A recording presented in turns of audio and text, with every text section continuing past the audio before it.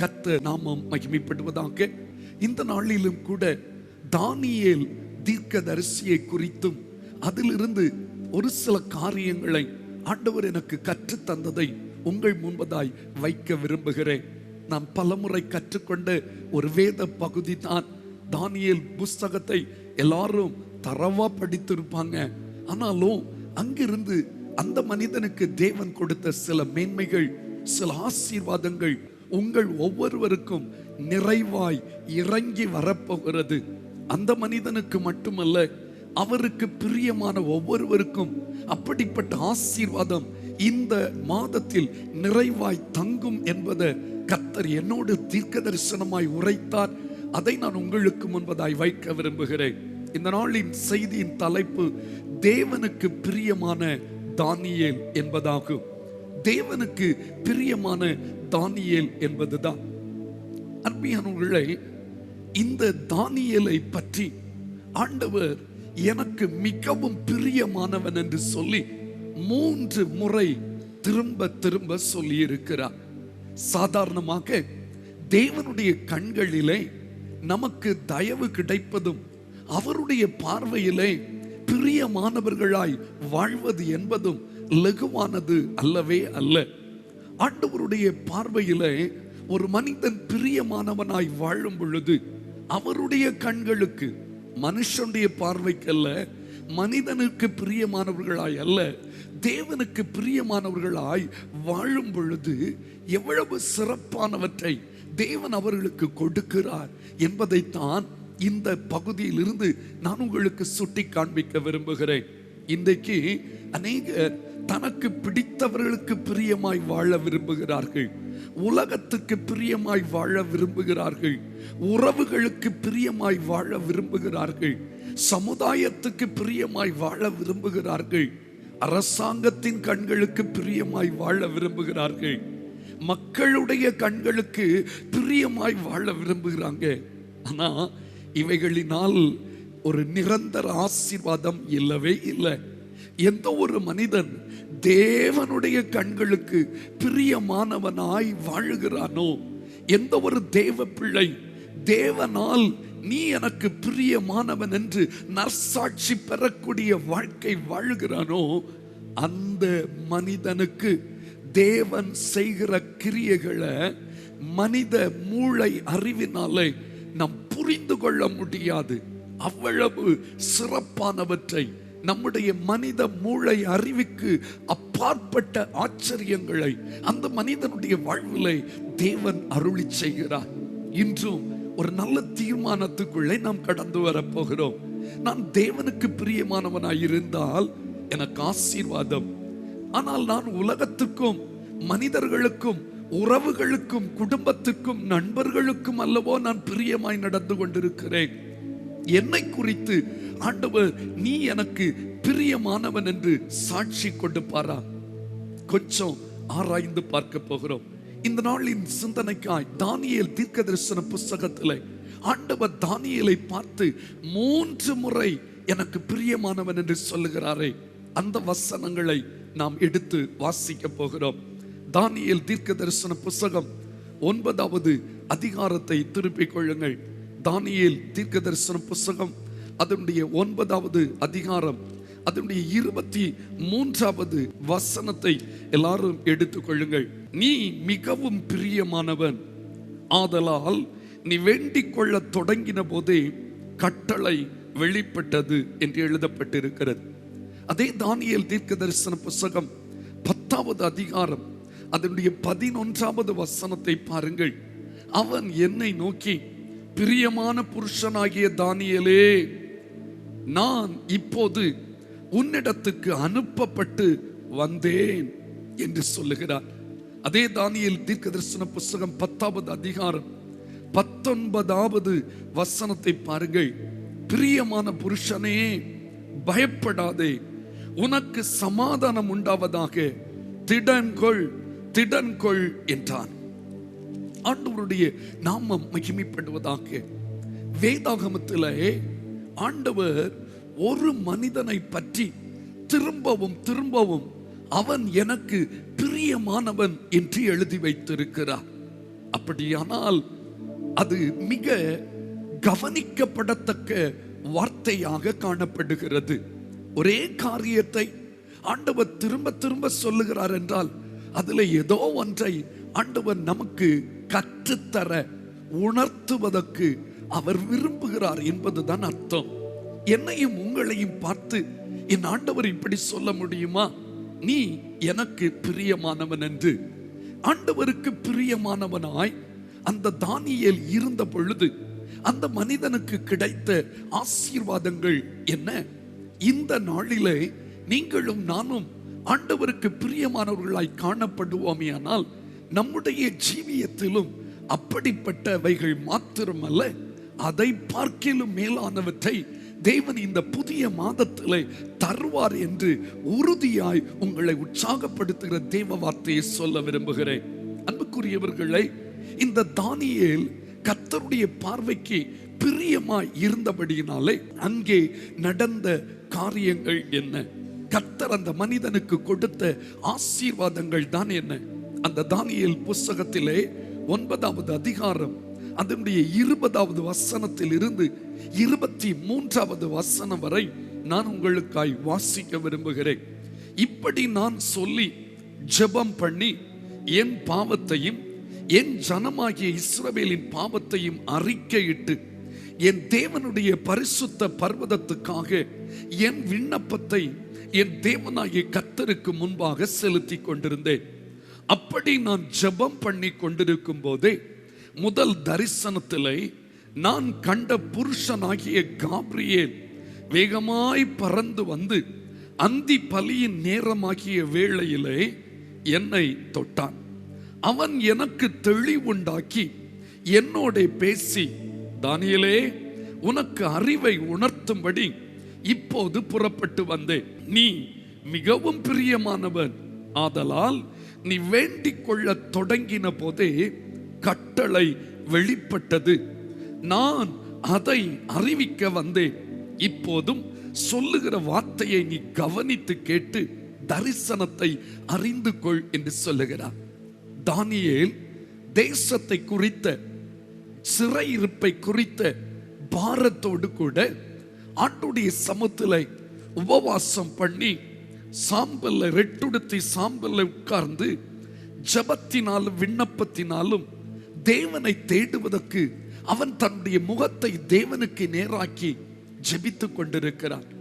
அப்பொழுதுதான் இங்கே ஒரு தூதனை கர்த்தர் அனுப்புகிறார்.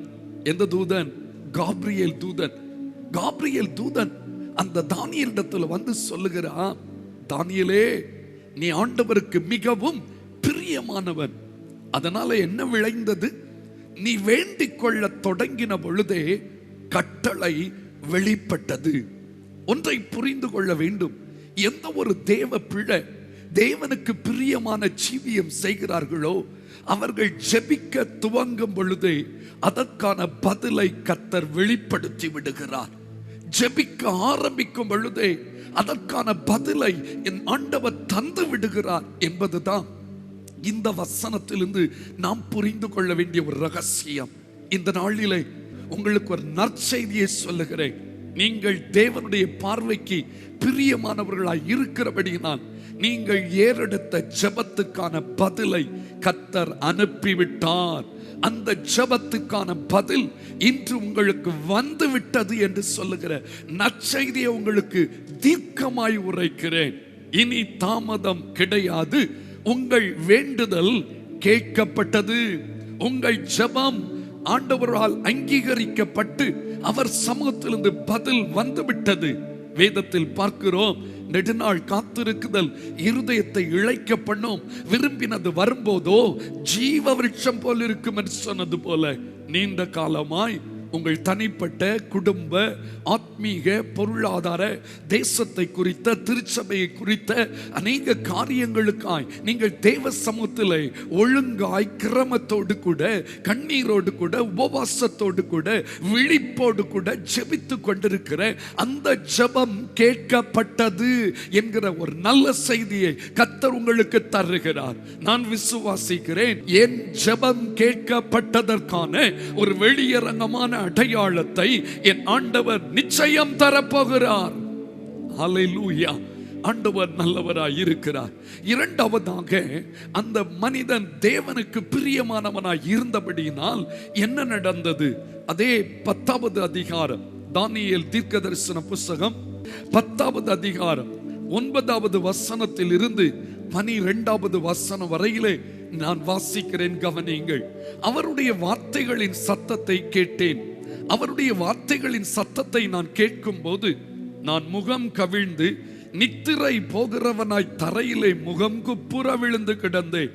இதோ ஒருவன் கை என்னை தொட்டு என் முழங்கால்களும் என் உள்ளங்கைகளும் தரையை ஊன்றி இருக்க என்னை தூக்கி வைத்தது.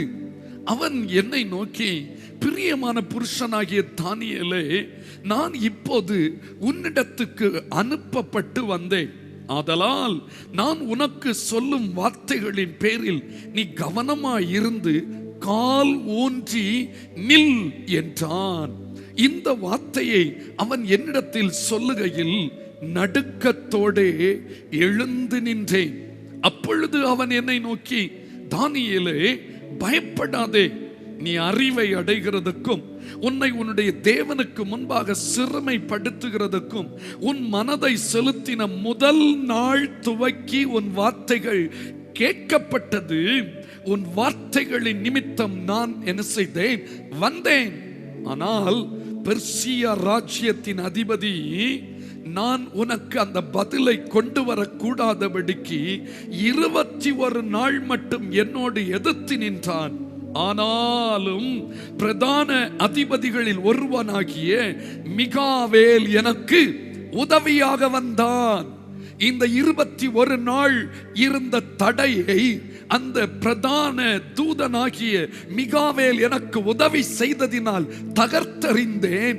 இப்பொழுது நீ ஜெபித்த ஜெபத்துக்கான பதிலுக்கு இருந்த தடை நீங்கப்பட்டது என்பதை உனக்கு அறிவிக்கும்படி வந்திருக்கிறேன் என்று சொல்லுகிறான். அந்த மனிதன் விழுந்து கிடக்கிறான்.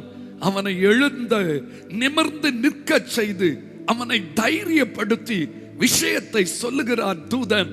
தடைகள் நீங்கி போய்விட்டது. உனக்கான நன்மைக்கு இருந்த தடைகள் நீங்கி போய்விட்டது என்று சொல்லுகிற திட்டமான வார்த்தையை அங்கு அவன் வெளிப்படையாய் பேசுகிறான். இன்றைக்கு இரண்டாவதாக, பிரியமானவர்களாய் நாம் நடக்கும் பொழுது தேவன் கொடுக்கிற ஆசீர்வாதம் என்ன தெரியுமா? எனக்கு இருந்த தடைகள் நீங்கி போய்விட்டது. கரங்களை உயர்த்தி ஒரு அல்லேலூயா சொல்லலாமா? ஆமரமையானவர்களே, நமக்கு இருந்த தடைகள், நம்முடைய ஆசீர்வாதத்துக்கு இருந்த தடைகள், நம்முடைய அற்புதத்துக்கு இருந்த தடைகள், நம்முடைய உயர்வுக்கு இருந்த தடைகள், நம்முடைய மேன்மைக்கு இருந்த தடைகள், நம்முடைய சரீரத்தில் சுகம் உண்டாவதற்கு இருந்த தடைகள், நம்முடைய குடும்பத்தில் இருந்த தடைகள் இயேசுவின் நாமத்தில் நீங்கி போய்விட்டது. பல நாட்களாய் அந்த ஆசீர்வாதத்தை பெற்றுக் கொள்வதற்கு எதிரடையாய் போராடி கொண்டிருந்த அந்த சத்துருவினோடு கூட யுத்தம் பண்ணுவதற்கு தேவன் நமக்காக மிகாவேல் தூதனை அனுப்பினார். அந்த தூதன் அந்த தடைகளை நீக்கி போட்டு நமக்குரிய அந்த நன்மையை நம்முடைய கரத்தில் கொண்டு சேர்க்கிற நன்னாள் இந்த நாள் என்பதை நான் விசுவாசிக்கிறேன். ஹல்லேலூயா, ஹல்லேலூயா. நிச்சயமா ஸ்தோத்திரம். ஆண்டவர் செய்ய நினைத்தது என்ன செய்யாது? தடைப்படவே படாது என்பதை புரிந்து கொள்ளுங்க. தடுக்கிறவன் எவரும் இல்லவே இல்லை. ஸ்தோத்திரம். நீ செய்ய நினைத்தது தடைப்படாது என்று எழுதப்பட்டிருக்கிறது. ஒரு நாள் அல்ல, 21 நாள் தடை பண்ண நினைத்தான் சத்துரு. ஆனால் தடைகளை தகர்த்து தம்முடைய பிள்ளைக்கு உரிய ஆசீர்வாதத்தை தேவன் கொடுக்க சித்தமானார். இன்று தீர்க்க தரிசனமா சொல்றேன், ஐயோ பல மாதங்கள் பல ஆண்டுகள் ஆக எனக்கு வரவேண்டிய நன்மைக்கு தடை, எனக்கு வரவேண்டிய உயர்வுக்கு தடை, என் பிள்ளைக்கு நடக்க வேண்டிய நல்ல காரியங்களுக்கு தடை, என் குடும்பம் கட்டப்படுவதற்கு இருக்கிற காரியங்கள் தடை, வேலைகள் இல்லை தடை, வீட்டு வேலையிலே தடை, இப்படி சொல்லிக் கொண்டிருக்கீங்களா? அந்த தடைகளை கர்த்தர் நீக்கி போட்டு விட்டார். 2 காரியம் சொன்னேன். பிரியமானவனுக்கு வேண்டுதல் செய்யும் பொழுதே பதில் கொடுக்கப்படுகிறது. இரண்டாவதாக பிரியமானவனுக்கு இருக்கிற தடைகள் மாறி போய்விடுகிறது. ஆசீர்வாதம் ஆச்சரியமாய் அவனுக்கு கொடுக்கப்படுகிறது. மூன்றாவதாக இந்த பிரியமான தானியேலுக்கு கர்த்தர் கொடுத்த அடுத்த ஆசீர்வாதம் என்ன? அதே தானியேல் தீர்க்கதரிசன புத்தகம் 10வது அதிகாரம் 18-19 வசனங்களை பாருங்கள். அப்பொழுது மனுஷ ரூபமான ஒருவன் திரும்ப என்னை தொட்டு மறுபடி அவனை தொடுகிறத நீங்க பார்க்க முடியும். என்னை தொட்டு என்னை திடப்படுத்தி, பிரியமான புருஷனே பயப்படாதே, உனக்கு சமாதானம் உண்டாவதாக, திடன் கொள் என்றான். இப்படி அவன் என்னோட பேசுகையில் நான் திடன் கொண்டு அவனை நோக்கி என் ஆண்டவர் பேசுவாராக, என்னை திடப்படுத்தினீரே என்றேன். அப்படியானால் என்ன அர்த்தம்? இந்த வசனத்தில் பார்க்கும் பொழுது பயப்படாதே, உனக்கு சமாதானம் உண்டாவதாக, திடன் கொள் என்றான். இப்படி அவன் என்னோட பேசுகையில் நான் திடன் கொண்டேன். நான் ஆண்டவரை நோக்கி சொல்றேன், என்னை திடப்படுத்தினீரே என்று சொன்னான். இந்த செய்தியை கவனிக்கிற தெய்வ பிள்ளையே, நீங்க ஆண்டவருக்கு பிரியமானவர்களா இருப்பது உண்மையானா, ஏதோ ஒரு காரியத்தை குறித்து பயந்துட்டு இருக்கீங்களே, அது சொப்பனமா, அது வியாதியா, அது பொருளாதார சிக்கலா, அது பிள்ளையின் வாழ்க்கையில் நேரிட்ட காரியமா, அது பிள்ளை குறித்து கேள்விப்பட்ட காரியமா, அது குடும்பத்தில் ஏதோ ஒன்று வரப்போகிறது என்ற மனதின் பிரம்மை நிமித்தமாய் ஏற்பட்ட பயமா? ஆண்டவர் சொல்ற, பயப்படாத, உனக்கு சமாதானம் உண்டாவதாக, திடன் கொள். இன்று கர்த்தருடைய வார்த்தை வருகிறது, சமாதானம் உண்டாகட்டும். ஏன் பயந்துட்டு இருக்கா? சமாதானப்படு, நான் உன்னை தைரியப்படுத்த, திடன் கொள். அந்த மனிதனை ஆண்டவர் திடப்படுத்துகிறார். இன்று மூன்றாவது நான் சொல்லுவேன், ஆண்டவர் என்னோடு கூட பேசின காரியம், நாம் அவருக்கு பிரியமானவர்களாய் இருக்கும் பொழுது அவர் நம்முடைய பயத்தை நீக்குகிறார், நம்முடைய இருதயத்தில் சமாதானம் தருகிறார், நம்மை திடப்படுத்துகிறார். எந்த சூழ்நிலையையும் எதிர்கொண்டு ஜெயிக்கிற தைரியசாலியாய், பலவான்களாய் நம்மை உருமாற்றுகிற உன்னத தேவன் அவராய் காணப்படுகிறார். 3 காரியங்கள் அந்த பிரியமானவனுக்கு தேவன் கொடுக்கிறார். 1, பதில் கொடுக்கிறார். 2, தடை மாற்றுகிறார். 3, சமாதானப்படுத்தி அவனை திடப்படுத்துகிறார். இன்று உங்களுக்கு தீர்க்க தரிசனமா சொல்றேன், கவலைப்படாதுங்க, பயப்படாதுங்க, திடன் கொள்ளுங்க, தைரியமா இருங்க. நிச்சயமா நம் பக்கம் ஜெயத்தை கர்த்தர் வைத்திருக்கிறார், நம் பக்கம் வெற்றியை கர்த்தர் வைத்திருக்கிறார். காரியம் நமக்கு அனுகூலமாய் முடிய போகிறது. ஏன் குழப்பம், ஏன் தயக்கம், ஏன் ஒரு மாதிரி மனதில் போட்டு சோர்ந்து போய் இருக்கீங்க? டென்ஷன் ஆகாதுங்க. தலைவலியோடு கஷ்டப்பட்டு இருக்கீங்களோ? சில நாட்களா யோசித்து தலையில மிகுந்த பாரத்தோடு இருக்கீங்களோ? உங்களோடு கர்த்தர் தீர்க்க தரிசனமா பேசுகிறார். இப்பொழுது அந்த பாரம் உங்களை விட்டு எடுபட்டு போகிறது. ஒரு இனம் புரியாத தெய்வீக சமாதானம் உங்கள் இருதயத்தை நிரப்ப போகிறது. நிச்சயம் கர்த்தர் தருவார் என்ற ஒரு தைரியத்தை கர்த்தர் உங்கள் சிந்தையை நிரப்பி விடுகிறார். அன்புக்குரியவர்களே, என் தேவனுக்கு நான் பிரியமானவனாய் இருந்தால் எனக்கு பதில் வரும், எனக்கு தடை மாறும், நான் திடம் கொள்ள முடியும். ஆம், அதுதான் கர்த்தருடைய திட்டமான நிறைவேற்றக்கூடிய காரியமாக இருக்கிறது. இந்த 8வது மாதத்தில் இந்த 3 காரியங்களும் நம்ம வாழ்க்கையில நிறைவேற போகிறது. கரங்களை உயர்த்தி ஹல்லேலூயா. எத்தனை பேர் விசுவாசிக்கிறீங்க? உம் வேளைக்காக காத்திருக்க பொறுமையை எனக்கு தந்தருளும், உம் வேளைக்காக காத்திருக்க பொறுமையை எனக்கு தந்தருளும். நீ செய்ய நினைத்தது தடைபடாது, எனக்காக யாவையும் செய்யும் தேவனே. நீ செய்ய நினைத்தது தடைபடாது, எனக்காக யாவையும் செய்யும் தேவனே. உம் வேளைக்காக காத்திருக்க பொறுமையை எனக்கு தந்தருளும். உம் வேளைக்காக காத்திருக்க பொறுமையை எனக்கு தந்தருளும். நிச்சயமா அவர் செய்ய நினைத்தது தடைப்படாது. கொஞ்சம் பொறுமையா இருங்க. இந்த மாதத்துல பக்கத்துல உங்க வீட்டுல யாராவது இருந்தா சொல்லுங்க, இந்த மாதத்துல என் ஜெபம் கேட்கப்படும், இந்த மாதத்துல என் தடை நீக்கப்படும், இந்த மாதத்துல என்னோடு கூட கர்த்தர் பேசி என்னை சமாதானப்படுத்தி என்னை திடப்படுத்தி சூழ்நிலைகளை ஜெயிக்கிறவனாய் உருமாற்ற போகிறார். ஏனென்றால் நான் அவருக்கு பிரியமானவனாய் வாழ விரும்புகிறேன். அன்புக்குரியவர்களை, எப்படி இந்த மனிதன் தேவனுக்கு பிரியமானவன் என்ற சாட்சி உடையவனாய் மாறினான்?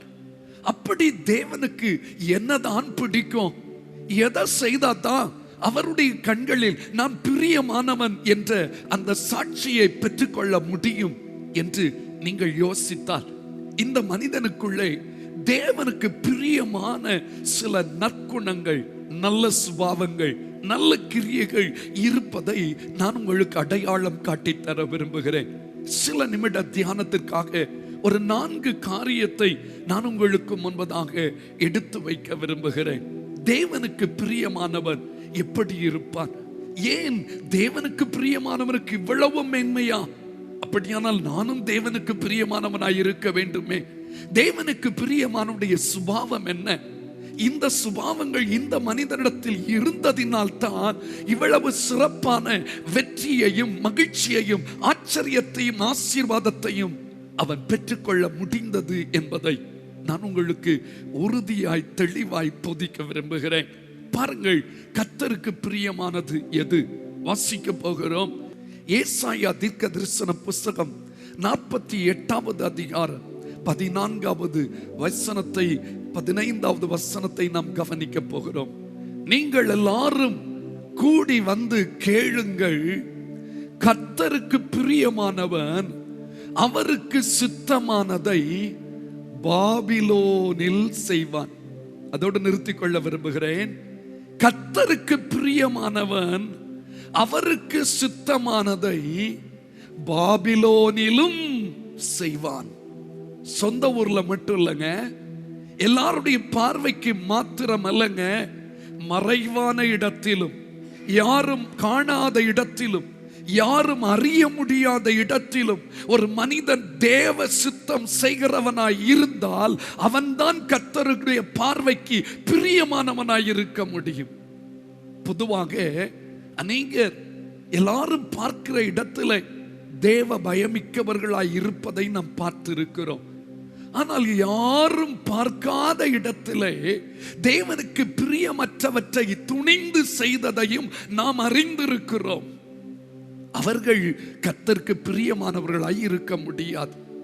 இந்த தானியேல் தன்னுடைய சொந்த தேசத்தில் இருக்கும் பொழுதும் கர்த்தருடைய பார்வைக்கு பிரியமான ஜீவியம் செய்தான். அதே நேரத்தில் அவன் அடிமையாக கொண்டு போகப்பட்ட பாபிலோன் தேசத்திலையும் பாவம் இல்லை என்று கருதப்படுகிற அந்த தேசத்திலையும் அவன் பரிசுத்தத்தை செய்வதுதான், பரிசுத்தத்தை காப்பாற்றுவதுதான் தேவ சித்தம் என்பதை புரிந்து கொண்டு அந்நிய தேசத்திலும் தேவ சித்தம் செய்வதில் உறுதியாயிருந்தான். அதனால்தான் கர்த்தர் அவனை எனக்கு பிரியமானவன், எனக்கு மிகவும் பிரியமானவன் என்று சொல்லுகிறார். ஐயா, எனக்கு அன்பான கர்த்தருடைய ஜனமே, இந்த சம்பவத்தை நான் உங்களுக்கு சொல்ல விரும்புகிறேன். கர்த்தருக்கு பிரியமானவன் அவருக்கு சித்தமானதை பாபிலோனில் செய்வானாம். அப்படின்னா எங்க இருந்தாலும், சொந்த ஊர்ல இருந்தாலும் சரி, வந்த ஊர்ல இருந்தாலும் சரி, வேலை செய்கிற ஊர்ல இருந்தாலும் சரி, எங்கிருந்தாலும் கர்த்தருக்கு பிரியமானவனாய் இருக்க வேண்டும். கர்த்தருக்கு சித்தமானதை மட்டும் செய்ய வேண்டும். நீங்கள் பரிசுத்தமாய் இருப்பதே உங்களை குறித்த தேவனுடைய சித்தமாயிருக்கிறதே. தானியேல் 1:8 எடுத்துக்கொள்ளுங்க. அதை நீங்க குறித்து வைத்துக் கொள்ளுங்க. தானியேல் ராஜாவின் போச்சனத்தினாலும் அவர் பானம் பண்ணும் திராட்சை ரசத்தினாலும் தன்னை தீட்டுப்படுத்தலாகாது என்று தன் இருதயத்தில் தீர்மானம் பண்ணிக்கொண்டு தன்னை தீட்டுப்படுத்தாதபடி பிரதானிகளின் தலைவண்டத்தில் வேண்டிக் கொண்டான். இங்க பரிசுத்தமாய் இருப்பது தான் தேவ சுத்தம். சில பாருங்க, சொந்த ஊர்ல, பிறந்த ஊர்ல, வளர்ந்த ஊர்ல பரிசுத்தமா இருப்பாங்க. ஆனா வேலை ஸ்தலத்துக்கு போகும்போது, இல்லது வாலிபர்கள் படிக்கிற இடத்துக்கு போகும்போது, இல்லது தூர தேசங்களுக்கு போகும்போது, இல்லது ஏதோ ஒரு சுற்றுலாவுக்கு போகும்போது ஆண்டவர் விரும்பாத சில காரியங்களை துணிகரமாய் மறைவாய் இருந்து செய்கிற பலர் உண்டு. அவர்கள் தேவனுடைய பார்வைக்கு எப்படி பிரியமாய் இருக்க முடியும்? இந்த மனிதனை, இந்த தானியேலை அடிமையாக பாபிலோன் தேசத்துக்கு கொண்டு போயிட்டாங்க. பாபிலோன் ராஜாவினுடைய அரண்மனையில் வாழக்கூடிய, படிக்கக்கூடிய, அங்கே ட்ரைனிங் எடுக்கக்கூடிய ஒரு வாய்ப்பு அந்த மனிதனுக்கு கொடுக்கப்பட்டது. காரணம், அவன் திறமைசாலியானதுனால. அந்த பாபிலோன் ராஜாவின் அரண்மனையில் குடிப்பது என்பது தவறு கிடையாது, அது பாவமே கிடையாது. ஏனென்றால் ராஜ அரண்மனையில் உள்ளவர்கள் எல்லாரும் குடிக்கலாம், அதற்கு அனுமதி உண்டு. அது அந்த காலத்தில் அந்த தேசத்தில் பாவமாய் கருதப்படவில்லை. ஆனால் அந்த இடத்திலே ராஜாவின் போஜனத்தினாலே தன்னை தீட்டுப்படுத்த கூடாது என்று தானியேல் உறுதியான தீர்மானம் பண்ணியிருந்தான். ஏன் தெரியுமா? ஒருவேளை இங்கே இருக்கிற ஜனங்களுக்கு, என்னை சுற்றிலும் இருக்கிற ஜனங்களுக்கு இது பாவமாய் இல்லாமல் இருக்கலாம். ஆனால் என்னை உண்டாக்கின தெய்வத்தின் பார்வைக்கு இது தவறானது. ஒருவேளை இவர்கள் என்னை தவறு என்று சொல்லாவிட்டாலும், இவர்கள் நான் செய்கிற பாவத்தை மெச்சி பேசிக் கொண்டிருந்தாலும், என்னை இரவு பகலாய் கவனித்துக் கொண்டிருக்கிற தேவனுடைய சித்தத்தை நான் செய்வதில் உறுதியாயிருப்பேன். அதனால இவர்கள் கோழை என்று சொல்லலாம், இவர்கள் வாழ தெரியாதவன் என்று சொல்லலாம், இவர்கள் பிழைக்க தெரியாதவன் என்று பேசலாம், இவர்கள் என்னை அலட்சியமாய் பார்க்கலாம். இக்காலத்தில் இப்படி ஒரு பையனா, இக்காலத்தில் இப்படி ஒரு பிள்ளையா, இக்காலத்தில் இப்படி ஒரு குடும்பமா, எல்லாரும் லைஃப் என்ஜாய் பண்ணும் பொழுது இவன் மட்டும் தனித்து ஒதுங்கி பரிசுத்தமாயிருக்கிறானே. மிஞ்சின பரிசுத்தமோ நீ? அதிக பரிசுத்தமோ? உனக்கு மட்டும் தான் வாழ தெரியுமோ என்று சொல்லி அநேகர் நம்மை குழப்புகிற வார்த்தையை பேசினாலும், இந்த தானியேலை போன்ற தேவ பிள்ளைகள் சொல்லுவார்கள், நான் எங்க இருந்தாலும், எந்த கலாச்சாரத்தில் இருந்தாலும், நான் தேவனுடைய பிள்ளை, நான் தேவனுடைய பிள்ளை, நான் தேவன் விரும்புகிறதை தவிர வேறு எதையும் எல்லாருக்கும் பிரியமானாலும் நான் செய்ய மாட்டேன். அதுதான் அவன் பாபிலோனிலும் தேவ சித்தம் செய்தது. நீங்கள் எப்படி இருக்கிறீர்கள்? சிலர் எல்லாரும் பார்க்கும் பொழுது ஒன்று பேசுவார்கள், பார்க்காத இடத்தில் இன்னொன்று பேசுவார்கள். அது தவறு. எங்கிருந்தாலும் நான் தேவ சித்தம் செய்வேன் என்று சொல்லி, எந்த இடத்திலும், திருமண காரியமாகட்டும், பிள்ளைகளுக்கு திருமணங்கள் ஏற்படுத்துகிற காரியமாகட்டும், படிப்பின் காரியமாகட்டும், ஸ்தோத்திரம், ஏதோ ஒரு ஆசீர்வாதத்திற்கு அடுத்த காரியமாகட்டும், இது தேவ சித்தம் தானா என்பதை தெளிவுபடுத்திக் கொண்டு, தேவனுக்கு சித்தமானதை இந்த புறஜாதி ஜனங்களுக்கு முன்பதாக செய்து நிறைவேற்றுகிற மனிதனை தான் கர்த்தர் சொல்லுகிறார், நீ எனக்கு மிகவும் பிரியமானவன். நீங்கள் எப்படி இருக்கிறீங்க? சிலர் யாரும் பார்க்காத இடத்துல கெட்ட வார்த்தை பேசுவாங்க, யாரும் பார்க்காத இடத்துல தவறுகளை செய்வாங்க, யாருக்கும் தான் தெரியாது. நான் சர்ச்சுக்கு போவேன், ஆனா சர்ச்சுக்கு போற இடத்துல, சர்ச்சு கேம்பஸ்ல ரொம்ப பெர்ஃபெக்ட், ஆனா வெளியே போகும்போது நான் எப்படி வேணாலும் வாழலாம், யாருக்கு தெரியாதுல்ல. நீ ஞானமாய் உன்னுடைய தவறுகளை மறைவாய் செய்து கொண்டிருக்கிறதுனால கர்த்தர் கவனிக்கவில்லை என்று எண்ணக்கூடாது. சமுதாயத்தின் பார்வைக்கு ஒருவேளை நீ பிரியமாயிருக்கலாம், ஆனால் தெய்வத்தின் பார்வைக்கு நீ பிரியமற்றவன். அதனால் தான் நீ சில இழப்புகளையும் சில ஆசீர்வாத தடைகளையும் அனுபவித்துக் கொண்டிருக்கிறாய். இன்று மனம் திரும்புவாயானால், எங்கிருந்தாலும் எந்த இடத்தில் இருந்தாலும் தேவனுடைய சித்தத்தை செய்வேன் என்று உறுதி பூணுவையானால், கர்த்தருடைய பார்வைக்கு நீ பிரியமானவனாய் மாற முடியும். கர்த்தருடைய பார்வைக்கு பிரியமானவனாய் மாறுவதின் மூலமாய் வருகிற ஆசீர்வாதங்களை நீ அனுபவிக்க முடியும். இரண்டாவதாக, தேவனுக்கு பிரியமானது என்ன? இந்த தானியேலிடத்தில் அப்படி என்ன பிரியமான காரியம் இருந்தது? நீதிமொழிகளின் புஸ்தகம் 15வது அதிகாரம் அதன் 8வது வசனத்தை பாருங்கள். துன்மார்க்கருடைய பலி கர்த்தருக்கு அருவருப்பானது, செம்மையானவர்களின் ஜெபமோ அவருக்கு பிரியம். இன்னும் ஒரு வசனம் சொல்லுகிறது, வேதத்தை கேளாதவனுடைய ஜெபம் கர்த்தருக்கு அருவருப்பானது. ஆனா செம்மையானவர்களின் ஜெபமோ அவருக்கு பிரியம். செம்மையான வாழ்க்கை வாழ்ந்து அவரோடு கூட நெருக்கமான உறவு என்கிற அந்த ஜெப வாழ்க்கையை ஒழுங்கும் கிரமமாய் கை கொள்ளுகிற மனிதன் மேல் கர்த்தர் பிரியமுள்ளவராயிருக்கிறார். அன்புக்குரியவர்களே, உங்களுடைய வாழ்வில் ஆண்டவருடைய பார்வையில் செம்மையானவர்களாய் இருக்கிறீர்களா? செம்மையான இருதயம் உள்ளவர்கள் எப்படிப்பட்டவர்கள்? பாக்கியவான்கள். செம்மை மார்க்கத்தார் செம்மையானவர்களாய் இருக்க வேண்டும். அதே நேரத்தில் செம்மையானவர்களுடைய ஜெபம் அவருக்கு பிரியமா? அப்ப நம்முடைய வாழ்வில் தேவன் நம்ம பிரியம் கொள்ள வேண்டுமானால் ஜெபம் என்கிற அந்த மேலான உறவு கர்த்தரோடு கூட இருக்க வேண்டும். ஜெபம் என்பது கடமை அல்லங்க. ஜெபம் என்பது கர்த்தரோடு வைக்கிற ஒரு உறவு. அந்த உறவு உங்களுக்குள்ளே நெருக்கமா பெருகி கொண்டிருக்கிறதா? அது நிறைவாய் வளர்ந்து கொண்டிருக்கிறதா? யோசித்து பாருங்க. இந்த தானியேல் என்ற தேவ மனிதனை பார்க்கும் பொழுது, அந்த மனிதனுடைய பெயரை சொன்னாலே உடனே ஜெபம், தானியேலுடைய ஜெபம் என்றுதான் நாம் எடுத்துக்கொள்ள முடியும். தானியேல் ஜெபிக்கிற ஒரு மனிதன். செம்மையானவர்கள் ஜெபிப்பது ஆண்டவருக்கு ரொம்ப பிரியங்க. நீங்க செம்மையானவர்களாய் வாழ்ந்து ஏறெடுக்கிற ஜெபத்தின் மேல் கர்த்தர் பிரியம் வைக்கிறார். உலகத்திற்கு ஒத்த வேஷம் தரித்து விட்டு மனம் போல போய்விட்டு ஏதோ வந்து சர்ச்சில் வந்து முழங்கல் போட்டு ஜெபிக்கிற ஜெபத்தை தேவன் அங்கீகரிக்க மாட்டார். ஒருவேளை உங்க சபை போதகர் அங்கீகரிக்கலாம், ஒருவேளை உங்களுடைய ஊழியக்காரர்கள் அங்கீகரிக்கலாம், ஒருவேளை உங்க உறவுகள் அங்கீகரிக்கலாம். ஆனால் செம்மையற்றவனுடைய ஜெபத்தை கர்த்தர் அருவருப்பாய் எண்ணுவார்.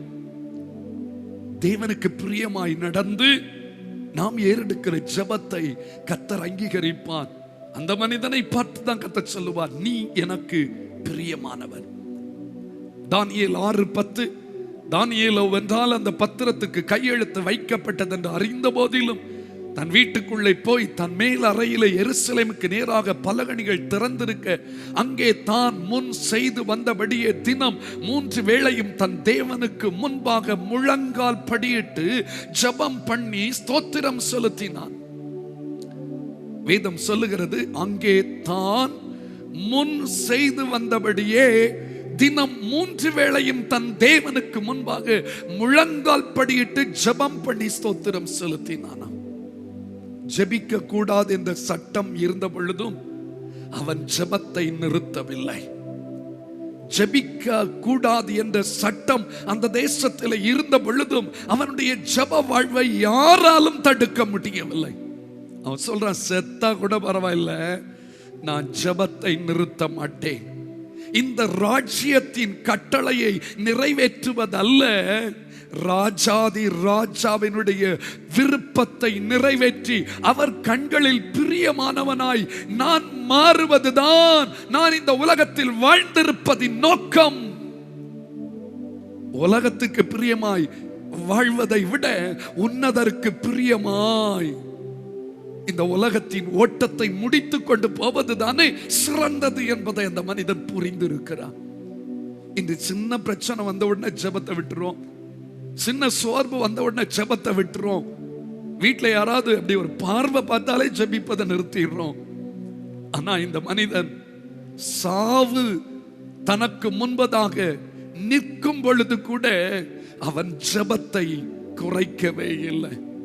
செம்மையானவர்களின் ஜெபம் தெய்வத்துக்கு பிரியம் என்பதை அந்த மனிதன் புரிந்து கொண்டான். தானியேல் தீர்க்கதரிசன புத்தகம் 9வது அதிகாரம் 3 முதல் 20 முடியுள்ள வசனங்களை பாருங்கள். தனக்காக மட்டுமல்ல அந்த மனிதன் ஜெபித்தான், தேசத்திற்காய், ஜனங்களுக்காய், சிறைப்பட்டு போன தன்னுடைய தேசங்களுக்காய் கதறுகிறான், கண்ணீர் வடிக்கிறான், ரெட்டுடுத்தி சாம்பல உட்காருகிறான், புலம்புகிறான், பாவ அறிக்கை செய்கிறான், விசுவாசத்தை அறிக்கையிடுகிறான், தேவன் சொன்ன வார்த்தைகளை நினைவு கூறுகிறான், நாங்கள் தான் தவறு செய்து விட்டோம் என்று கெஞ்சி ஜெபிக்கிறான். அந்த மனிதனுடைய ஜெப வாழ்க்கை இப்பொழுது இருக்கிற கிறிஸ்தவர்களுக்கு ஒரு சவால். அப்படிப்பட்ட ஒரு சவாலான ஜெப வாழ்க்கை அந்த மனிதனுக்குள் இருந்தபடினால் தான் தேவன் அவன் மேல் பிரியம் வைத்தார். ஜெபம் என்பது கர்த்தரோடு உறவாடுவது தானே. இன்று நீங்கள் ஜெபித்தீங்களா? அவரோடு பேசினீங்களா? அவரோடு உறவாடுகிறீங்களா? இல்லது கடைசியா என்னைக்கு ஜெபித்தீங்க? ஆதி நாட்கள்ல ஜெபித்தது போல உங்க ஜெப ஜீவியம் கட்டப்பட்டிருக்கிறதா? செம்மையான இருதயத்தோடு கூட தானே தேவ சமூகத்துக்கு வந்திருக்கீங்க? இல்லது ஏதோ சுயநலத்தோடு ஏதோ ஒரு மனிதனை அழித்து விட வேண்டும் என்ற எதிர் ஜெபம் பண்ண வந்திருக்கீங்களா? இன்றைக்கு அநேகர் அப்படித்தான் அடுத்தவனுக்கு விரோதமா ஜெபிக்கிறாங்க. அந்த ஜெபத்தை கர்த்தர் அங்கீகரிக்க மாட்டார்கள். ஆண்டவர் விரும்புகிற செம்மையான இருதயத்தோடு ஜெபிக்கிற ஜெபத்தினாலே சிங்க கெபிகளுக்கு நீ தப்பிக்கொள்ள முடியும். ஜெபிக்கிற மனிதனுக்காக தேவன் சிங்கத்தின் வாயை கூட கட்டி போட்டார். எந்த நிலையில அந்த பக்தன் இப்படி பாட, சிங்க கெபியில் நான் விழுந்தேன். காரணம் என்ன தெரியுமா? சுட்டரிக்கும் அக்கினியில நடந்தேன். இந்த இடத்துல எல்லாம் கர்த்தர் என்னை பாதுகாத்ததுக்கு காரணம் ஒன்னே ஒண்ணுதான், நான் அவரோடு கூட நெருங்கின உறவுடையவனாய் காணப்பட்டேன். ஹல்லேலூயா. சிங்க கெபியில் நான் விழுந்தேன், அவர் என்னோட அமர்ந்திருந்தார். சுட்டரிக்கும் அக்கினியில் நடந்தேன், பனி துளியாய் என்னை நனைத்தான். சிங்க கெபியில் நான் விழுந்தேன், அவர் என்னோட அமர்ந்திருந்தார். சுட்டரிக்கும் அக்கினியில் நடந்தேன், பனி துளியாய் என்னை நனைத்தான். சிங்க கெபியோ சூளை நெருப்போ அவர் என்னை காத்திடுவார். சிங்க கெபியோ சூளை நெருப்போ அவர் என்னை காத்திடுவார். அவரே என்னை காப்பவர், அவரே என்னை காண்பவர், அவரே என்னை காப்பவர், அவரே என்னை காண்பவர்.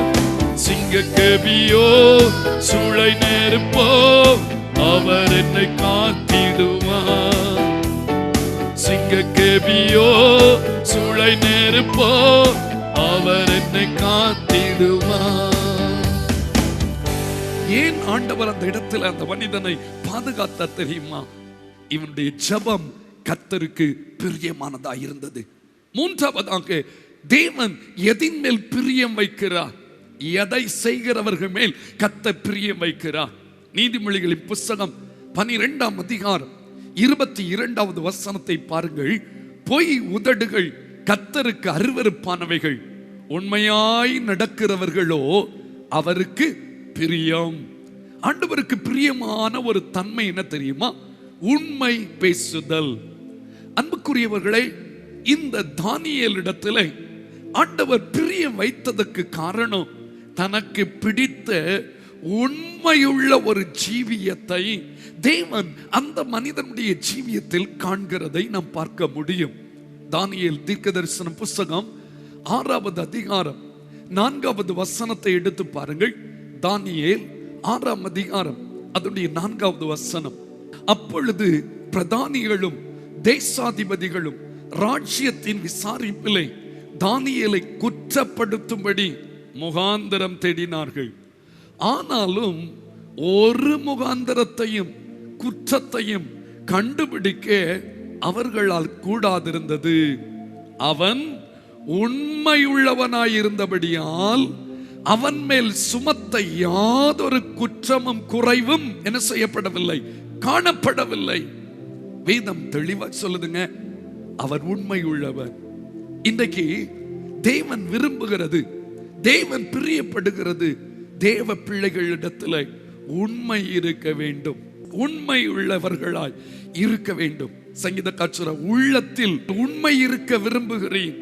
மோசையை பற்றி சொல்லப்படுகிறது, என் தாசனாகிய மோசையோ என் வீட்டிலெங்கும் உண்மையுள்ளவன். நீங்களும் நானும் உண்மை உள்ளவர்களாய் இருக்கிறோமா? சாதாரணமா நம்ம சின்ன சின்ன காரியங்களுக்கு கூட பொய் சொல்லிடுறோம். பொய்யை ஒரு பொருட்டாய் எடுக்காத நிலைக்கு நம்முடைய மனசாட்சி மழுங்கி போய்விட்டது. ரட்சிக்கப்பட்ட புதிதிலே ரட்சகரோடு நெருக்கமான உறவு வைத்திருக்கிற அந்த காலத்திலே ஒரு சிறு தவறு செய்தா கூட நம்முடைய மனது அடித்து கொண்டிருந்தது. ஆனா இந்த துணிகரமா பொய் சொன்னா கூட நம்ம மனதுல ஒரு குழப்பமும் இல்லை. காரணம், மனசாட்சி மழுங்கி போய்விட்டது. மனசாட்சி மழுங்கி போனவர்கள் உண்மையற்றவர்களாய் இருப்பார்கள். மனசாட்சியில் கூர்மையாயிருப்பவர்கள், கூரான மனசாட்சி உள்ளவர்கள் ஒருபோதும் பொய்க்கு தன் வாய்க்கு இடம் கொடுக்க மாட்டார்கள். பொய் உதடுகள் கர்த்தருக்கு அருவருப்பானதாங்க. பைபிள் பொய் பேசுடைய வாய் கூட அடைக்கப்பட்டிருமா? நம்முடைய நாவு சுத்த வெளியாயிருக்க வேண்டும். பொய் நம் வாயில வரக்கூடாது. நாம் செய்கிற வேலை எந்த ஒரு காரியமாகட்டும் உண்மை உள்ளவர்களாயிருப்போம். சிலர் வேலை செய்கிறதுல கள்ளத்தனம் பண்ணுவாங்க, அதை தேவன் விரும்பவில்லை. பல காரியங்களில் உண்மையற்ற தன்மையை உலகம் ஒருவேளை நடப்பித்துக் கொண்டிருக்கலாம். ஆனா உன்னத தெய்வத்தை சொந்த ரட்சகராய் சொந்த தெய்வமாய் கொண்டு அவரை பின்பற்றி வருகிற நம்முடைய ஜீவியத்தில் எள்ளளவும் பொய் வரக்கூடாது. நம்முடைய வாழ்வின் அம்சங்கள் எல்லாவற்றிலும் உண்மை உள்ளவர்களாய் இருப்பமையானால் தேவன் நம்மை பார்த்து நீ எனக்கு மிகவும் பிரியமானவன் என்று சொல்லுவார். பிரியமானவனுக்குரிய விலையேறப்பெற்ற ஆசீர்வாதங்களை, ஆச்சரியங்களை அன்றாடகம் நமக்கு தந்து நம்மை மகிழ்ச்சியாக்க அவர் போதுமானவராய் இருக்கிறார். 3 காரியம் சொன்னேன். ஒன்று, தேவனுடைய பார்வைக்கு பிரியமானது என்ன தெரியுமா? எங்கிருந்தாலும், மறைவாய் இருந்தாலும், யாரும் காணக்கூடாத இடமாயிருந்தாலும் தேவ சித்தம் செய்பவன் தான். 2, செம்மையான வாழ்க்கை வாழ்ந்து ஜெபத்தில் உறுதியாய் தரித்திருப்பவன் தான் தேவனுடைய பார்வையில் பிரியமானவன். 3வதாக, வாழ்க்கையில உண்மையை கடைபிடிப்பவன், உண்மையை நடைமுறைப்படுத்துகிறவன். அது பேச்சாகட்டும், அது சிந்தனையாகட்டும், அது பார்வையாகட்டும், அது காது வழி கேட்கிற காரியமாகட்டும், அது நடக்கையாகட்டும், நம்முடைய வாழ்வின் அத்தனை எல்லைக்குள்ளையும் உண்மை நமக்கு வெளிப்படுமையானால் தேவன் நம்மில் பிரியம் வைப்பார். கடைசியா ஒரே ஒரு காரியம் சொல்லி முடிக்கிறேன். எபிரேயருக்கு எழுதின நிருபம் 11ஆம் அதிகாரம் 6வது வசனம் சொல்லுகிறது, விசுவாசம் இல்லாமல் தேவனுக்கு பிரியமாய் இருப்பது கூடாத காரியம். அப்படி என்றால் என்ன அர்த்தம்? தேவனுக்கு பிரியமாய் இருக்க வேண்டுமானால் தேவன் மேல் என்ன வைக்க வேண்டும்? விசுவாசம் வைக்க வேண்டும். ஏனென்றால் தேவனிடத்தில் சேருகிறவன் அவர் உண்டென்றும் அவர் தம்மை தேடுகிறவர்களுக்கு பலன் அளிக்கிறவர் என்றும் விசுவாசிக்க வேண்டும். நீங்கள் தேவனை தேடுகிறவர்கள் தானா? தேவனை சேருகிறவர்கள் தானா? அப்படியானால் உங்களுக்குள்ளே விசுவாசம் வேண்டும். அது என்ன? அவர் தம்மை தேடுகிறவர்களுக்கு பலன் அளிப்பவர். அந்த விசுவாசம் உங்களுக்குள்ள இருந்தனா, பலன் கிடைக்கும் என்ற விசுவாசம் இருந்தனா, கர்த்தர் காரியத்தை செய்வார் என்ற விசுவாசம் இருந்தால், காரியம் எனக்கு நிச்சயம் வாய்க்கும் என்ற விசுவாசம் இருந்தால், அந்த விசுவாசம் இருக்கிற உங்கள் மேல் கர்த்தர் பிரியம் வைப்பார். கர்த்தர் பிரியம் வைக்கும் பொழுது கர்த்தருடைய கிருபையின் கரம் உங்களுக்காய் நீட்டப்படும். 6ஆம் அதிகாரம் 23வது வசனத்தை பாருங்க. அப்பொழுது ராஜா தன்னில் மிகவும் சந்தோஷப்பட்டு தானியேலை கெபியிலிருந்து தூக்கிவிட செய்தான். அப்படியே தானியேல் கெபியிலிருந்து தூக்கிவிடப்பட்டான். அவன் தன் தேவன் பேரில் விசுவாசித்திருந்தபடியால் அவனில் ஒரு சேதமும் காணப்படவில்லையாம். காரணம் என்ன? அவன் தன் தேவன் பேரில் விசுவாசம் வைத்திருந்தான். நான் ஆராதிக்கிற தேவன் எந்த நிலையிலும் என்னை தப்புவிப்பவர், எந்த நிலையிலும் என்னை பாதுகாப்பவர். அது கொள்ளை நோயாகட்டும், அது அரசாங்கமாகட்டும், அது எதிரிகளாகட்டும், அது எல்லாரும் இணைந்து என்னை அழிக்க நினைக்கிற சதித்திட்டமாகட்டும், என் தேவன் என்னை கைவிட மாட்டார் என்ற விசுவாசம், என் தேவன் சொன்னபடி என்னை இன்னும் ஆசீர்வதிப்பார் என்ற நிச்சயம். ஆம், நான் அவரைத்தானே தேடுகிறேன், அவரை தேடுகிற எனக்கு அவர் பலன் தருவார் என்ற விசுவாசம் உங்களுக்கு இருக்கிறதோ? அவரை தேடுகிற என்னை அவரை கைவிட மாட்டார் என்ற விசுவாசம் இருக்கிறதோ? அவரை தேடுகிற எனக்கு காரியங்கள் வெற்றியாய் முடியும் என்ற விசுவாசம் இருக்கிறதோ? விசுவாசம் என்பது என்ன? நம்பப்படுகிறவர்களின் உறுதியும் காணப்படாதவைகளின் நிச்சயம். காணப்படவில்லை, ஆனால் எனக்கு ஒரு நிச்சயம் இருக்கிறது. கர்த்தர் என் குடும்பத்தை ஆசீர்வதிப்பார், கர்த்தர் இந்த ஊழியத்தை ஆசீர்வதிப்பார், கர்த்தர் உங்கள் எல்லையை விரிவாக்குவார், கர்த்தர் உங்கள் தலையை உயர்த்துவார், கர்த்தர் உங்கள் தலைமுறைகளை மேன்மைப்படுத்துவார். இதுதானே விசுவாசம். நான் விசுவாசித்திருக்கிறவர் இன்னார் என்று அறிந்திருக்கிறேன். அன்புக்குரியவர்களே, விசுவாசிக்கிறவன் மேலே கர்த்தர் பிரியமாயிருக்கிறார். நீங்க அவரை தானே விசுவாசிக்கிறீங்க. அப்படியானால் அவர் உங்கள் மேல் பிரியமாயிருக்கிறார். வேண்டுதலுக்கு பதில் வருகிறது. தடைகள் நீங்கி போய்விட்டது என்று இன்று உறுதியாகிறது. 3வது, திடப்படுத்துகிறார் கர்த்தர். தைரியமாயிருங்க, கர்த்தர் கைவிட மாட்டார். ஜெபிக்க போகிறோம். ஆண்டவரே, தானியேல் உம்முடைய கண்களுக்கு பிரியமாய் இருந்ததினால் ஆண்டவரிடத்தில் அநேக ஆசீர்வாதத்தை பெற்றுக் கொண்டது போல நான் உம்முடைய கண்களுக்கு பிரியமாய் இருக்க விரும்புகிறேன்ப்பா. எந்த இடத்திலும் உம்முடைய சித்தம் செய்வேன் ஆண்டவரே. எந்த நேரத்திலையும் ஜெபத்துல உறுதியா இருப்பேன் ஆண்டவரே. எந்த இடத்திலையும் உண்மையாய் நான் நடப்பேனப்பா.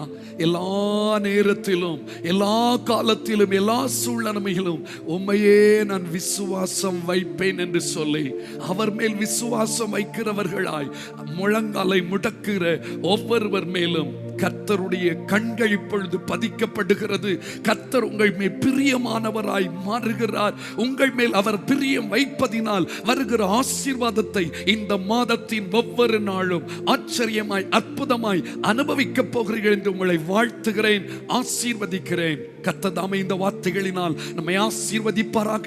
நம்ம எல்லாரும் முழங்கால் படியிட்டு தீர்மானத்தோடு, ஆண்டவரே, உமக்கு பிரியமானதை செய்ய எனக்கு கற்றுத்தாரும் ஆண்டவரே. சங்கீதம் 48 சொல்லுகிறது, என் தேவனே, உமக்கு பிரியமானதை செய்ய நான் என்ன செய்கிறேன், விரும்புகிறேன் என்று சொல்லுகிறது. அதே சங்கீதம் 143ஆம் சங்கீதம் 10ஆம் வசனம் சொல்லுகிறது, உமக்கு பிரியமானதை செய்ய எனக்கு போதித்தருளும். நீரே என் தேவன், உம்முடைய நல்ல ஆவி என்னை செம்மையான வழியிலே நடத்துவாராக. முழங்கால் போட்டுட்டீங்களா? உங்களுடைய கரங்களை உயர்த்தி, ஆண்டவரே, உமக்கு பிரியமானதை செய்ய எனக்கு கற்றுத்தாரும் ஆண்டவரே. ஹல்லேலூயா, ஹல்லேலூயா, உம்மை துதிக்கிறோம் ஆண்டவரே. உமக்கு பிரியமானதை செய்ய எனக்கு கற்றுத்தாரும் தெய்வமே. எல்லாரும் சேர்ந்து சொல்லுவோமா? உமக்கு பிரியமானதை செய்ய எனக்கு கற்றுத்தாரும் தெய்வமே. நீரே என் தேவன், நீரே என் தேவன், உம் நல்ல பரிசுத்த ஆவியானவர் செம்மையான வழியிலே நடத்த வேண்டுமே. செம்மையா வழியிலே நடத்த வேண்டுமே. 2 கரங்களை உயர்த்தி, ஆண்டவரே, ஒரு தானியேல் உம்முடைய பார்வைக்கு பிரியமானவனாய் வாழ்ந்தது போல நான் உம்முடைய பார்வைக்கு பிரியமானவனாய் வாழ்ந்து உம்மிடத்தில் இருக்கிற அந்த உச்சிதங்களையும் உன்னதத்தின் உயர்வுகளையும் ஆச்சரிய ஆசீர்வாதங்களையும் பெற்றுக்கொள்ள வாஞ்சிக்கிறேன் அப்பா. உமக்கு பிரியமில்லாத வழிகள், உமக்கு பிரியமில்லாத பாதைகள், உமக்கு பிரியமில்லாத உறவுகள், உமக்கு பிரியமில்லாத கிரியைகள், உமக்கு பிரியமில்லாத சுபாவங்கள் என்னை விட்டு விலகி போகும்படியாய் ஆவியானவர் என்னை பலப்படுத்தும். இன்று முதல் என் வாயின் வார்த்தைகளும் என் இருதயத்தின் தியானமும் உமது சமூகத்திலே ரீதியாயிருக்கட்டும், ஏற்றுக்கொள்ளப்படத்தக்கதாயிருக்கட்டும், அங்கீகரிக்கப்படத்தக்கதாயிருக்கட்டும். அர்ப்பணிக்கிறோம். நல்ல ஆண்டவரே, இந்த ஆராதனையின் மூலமா எங்களோடு நீங்க இடைப்பட்டீங்க, எங்களுக்கு வேண்டிய வார்த்தைகளை தந்தீர்கள் அப்பா. இப்பொழுதும் கேட்ட வசனத்தின்படி உமக்கு பிரியமானதை செய்வதற்கு மனப்பூர்வமாய் தீர்மானம் எடுத்திருக்கிற இவர்கள் இந்த தீர்மானத்தை நிலை நிற்கவும், அதை நிறைவேற்றவும், அதை நடைமுறைப்படுத்தவும் கிருபை அருள்வீராக. இந்த வாரம் முழுவதும் நன்மையும் கிருபையும் தொடரட்டும். ஒவ்வொரு குடும்பத்தையும் பாதுகாத்துக் கொள்ளும். போக்குவரத்து பிரயாணங்களில் பாதுகாப்பு இருக்கட்டும். கையிட்டு செய்கிற ஒவ்வொன்றையும் ஆசீர்வதித்து மேலான நன்மைகளினால் இவர்களை முடிசூட்டும் ஐயா.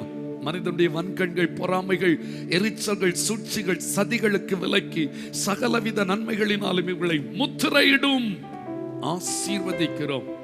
கர்த்தருடைய நாமத்திலே தம்முடைய பிள்ளைகள் கூடியிருந்து ஜெபித்து ஆராதித்த இந்த நேரத்தில் பரலோகம் திறந்து 16 சிறந்தவர்களை தொட்டு ஆசீர்வதித்தபடியா ஸ்தோத்திரம். கர்த்தருடைய நாமம் மட்டும் மகிமைப்படட்டும். எங்களோடு கூட இருப்பவரும் எங்கள் மேல் பிரியமாகி எங்களை விலையேறப்பெற்ற மேன்மைகளினால் நன்மைகளினால் முடிசூட்டுகிற தெய்வமாம் இயேசுவின் நாமத்தில் ஜெபிக்கிறேன், ஆசீர்வதிக்கிறேன் நல்ல பிதாவே. ஆமென்.